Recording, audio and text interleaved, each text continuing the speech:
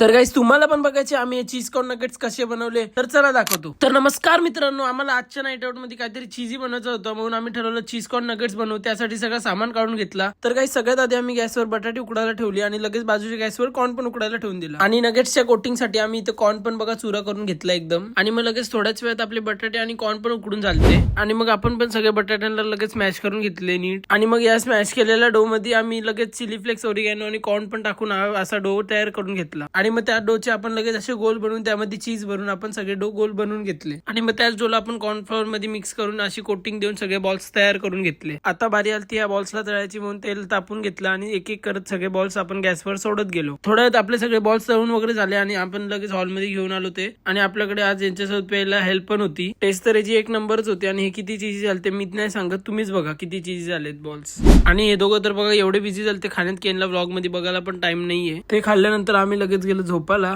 हा होता आजचा आपला व्लॉग. आवडला असेल तर नक्की लाईक करा, कमेंट करा, शेअर करा, सबस्क्राईब करायला विसरू नका.